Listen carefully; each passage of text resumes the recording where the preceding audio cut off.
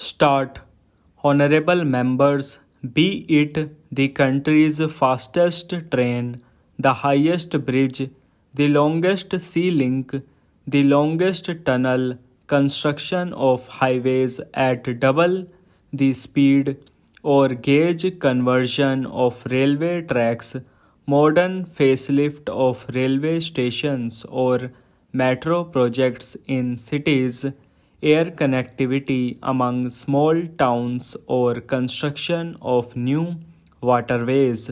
My government is rapidly developing modern infrastructure in all these areas. Keeping environment conservation in mind, my government is moving forward on the electric mobility front. In order to make the latest technology based systems available in our cities so that they can become growth engines of the economy, modern facilities are being developed in 100 cities under the Smart City mission. The nation is moving at a fast pace in the civil aviation sector also. This sector has seen double digit growth during the last 4 years. More than 12 crore and 30 lakh people traveled by air during 2017-18, and this number is increasing constantly. This transformation offers a glimpse of an India on the move. Under the Udan scheme, 12 lakh seats have been made available to people at lower tariffs. This has provided the common person with an opportunity of air travel. In addition, in the last 4.5 years, government has established more than 300 new passport seva kendras in the country. Prior to 2014, there were 77 passport seva kendras which have now increased to more than 400. People are no longer required to repeatedly visit big cities for getting their passports. In the all round development of the country, a pivotal role is played by our laborer brothers and sisters, small and medium entrepreneurs, engineers, auditors, doctors, teachers, scientists, and every professional. All these responsible citizens have lived up to this saying of Sant Ravidas that work is the best form of worship. That is, those who deem work as God and worship it day and night are blessed with all the worldly joys and contentment. Our hardworking professionals, whether linked directly or indirectly with the government, are watchful of the process of nation building.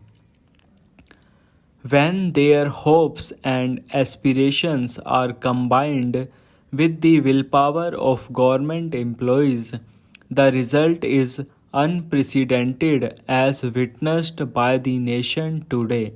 My government is also supporting the employees in their hour of need as such. My government has worked continuously to strengthen the spirit of cooperative federalism enshrined in the Constitution. It has been the endeavor of the government to enable the state governments to undertake development work in their respective states in a more effective manner. In line with this objective, my government took the decision to provide the states with 10% additional share in taxes as per the recommendations of the Finance Commission.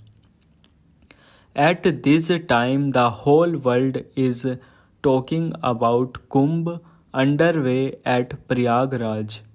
For this colossal event, world class infrastructure and other facilities on a permanent basis have been developed at a fast pace.